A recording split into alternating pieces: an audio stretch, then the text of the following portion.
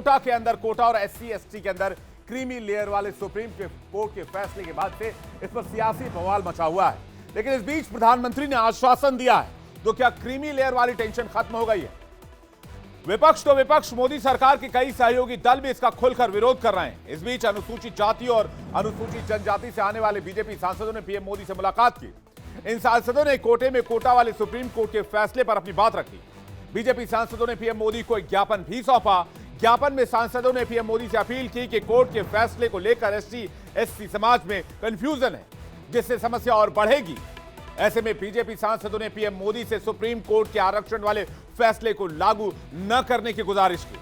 मिल रही जानकारी के मुताबिक पीएम ने ज्ञापन पढ़ने के बाद सभी सांसदों को कहा कि क्रीमी लेयर को लेकर जो कोर्ट ने कहा है वो सिर्फ सर्वोच्च न्यायालय के जजों का सुझाव और उनकी पर्सनल राय है। पीएम ने सांसदों को यह भी कहा कि केंद्र सरकार की आरक्षण व्यवस्था जारी रहेगी, कोर्ट के सुझाव का आरक्षण व्यवस्था पर कोई असर नहीं होगा।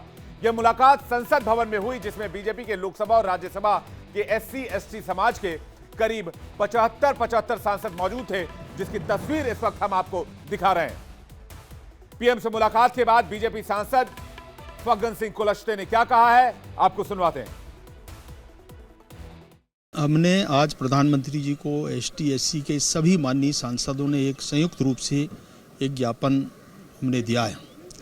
प्रधानमंत्री जी को हमने कहा कि इस क्रिमिनल का जो विषय है ये ST SC पे लागू नहीं होना चाहिए।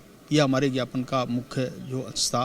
प्रधानमंत्री जी ने भी इसको स्वीकार किया कि संविधान सम्मत ये क्रिमिनल लागू नहीं होना चाहिए। ये उनने भी इस बात को कहा ST SC पे नहीं लागू होना चाहिए। ये स्पष्ट उनका समझा। ये उनके व्यक्तिगत राय हैं जजों के, इस पे कहीं कोई निर्णय नहीं है, व्यक्तिगत राय है। 4 हमारे माननीय न्यायाधीशों का ये व्यक्तिगत राय है, और इसलिए प्रधानमंत्री जी ने साफ तौर से कहा कि क्रिमिनल लागू नहीं होगा ST SC पर, उन्होंने साफ कहा। सूत्रों से यह भी पता चला है कि पीएम मोदी ने बीजेपी के सभी सांसदों से कहा है कि अपने अपने इलाके में जाइए, समाज के लोगों को सच्चाई बताइए। साथ ही पीएम मोदी ने बीजेपी के सभी SC ST के सांसदों को साफ कर दिया कि केंद्र सरकार क्रीमी लेयर को लेकर कोर्ट के सुझाव को लागू नहीं करेगी। केंद्र सरकार की आरक्षण व्यवस्था पहले की तरह जारी रहेगी। कोर्ट के सुझाव का आरक्षण व्यवस्था पर कोई असर नहीं होगा। दरअसल सुप्रीम कोर्ट ने कोटे में कोटा यानी कि आरक्षण के भीतर आरक्षण पर मुहर लगाई थी। साथ ही कोर्ट ने अपनी टिप्पणी में SC ST के आरक्षण में से क्रीमी लेयर को मारकर उसे बाहर किए जाने की जरूरत पर बल दिया था। पीएम मोदी ने इस अहम मुलाकात की तस्वीर शेयर की सोशल मीडिया पर और लिखा, आज SC ST सांसदों के एक प्रतिनिधिमंडल से मुलाकात हुई। SC ST समुदाय के कल्याण सशक्तिकरण के लिए अपनी प्रतिबद्धता और संकल्प को दोहराता हूं। बीजेपी के SC ST सांसदों की पीएम मोदी से मुलाकात और पीएम मोदी का भरोसा देना कि यह लागू नहीं होगा, इस फैसले का BSP सुप्रीमो मायावती ने भी स्वागत किया। साथ ही मायावती ने सरकार के इस फैसले को निष्प्रभावी बनाने के लिए संविधान में संशोधन करने की मांग की है। मायावती ने ट्वीट कर लिखा कि बीजेपी के SC ST सांसदों को यह आश्वासन देना कि आरक्षण में कोई उपवर्गीकरण नहीं होगा, यह उचित है, हम इसका स्वागत करते हैं।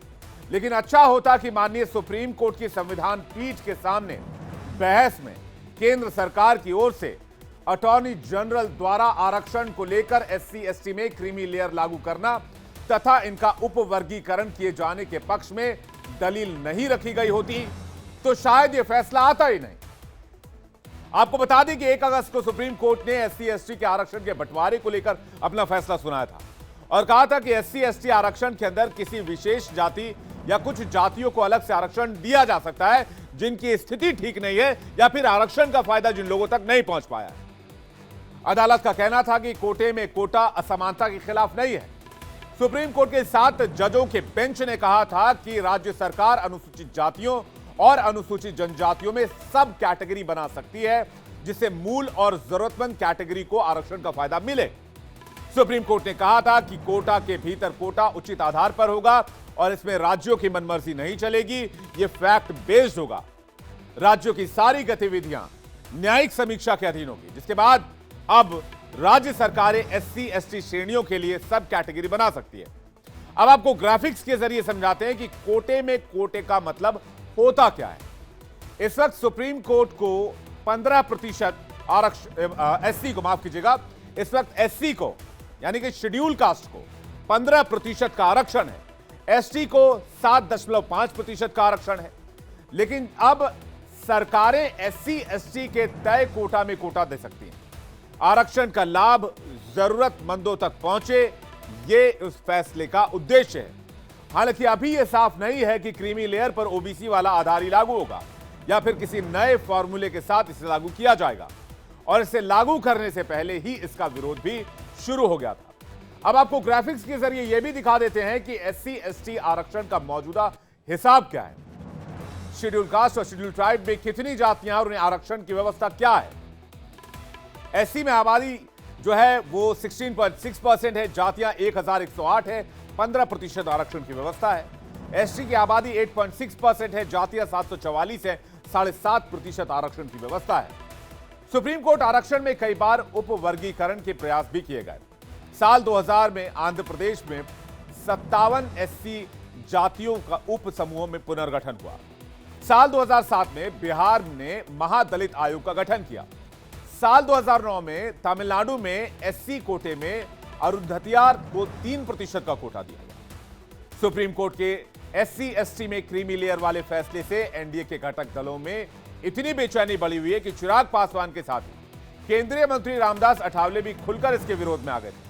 आरपीआई के अध्यक्ष और केंद्रीय मंत्री रामदास अठावले ने ट्वीट कर कहा था कि एससी एसटी के लिए आरक्षण जाति पर आधारित है और Republican party of India Athawale SC ST के लिए आरक्षण में क्रीमी लेयर के मानदंड लागू करने के किसी भी कदम का कड़ा विरोध करेगी। जैसे ही सुप्रीम कोर्ट ने राज्यों को 15% कोटे के एक हिस्से के लिए एससी एसटी वर्ग में क्रीमी लेयर बनाए जाने का ऑर्डर दिया, इसके बाद इस पर सियासी तूफान आ गया।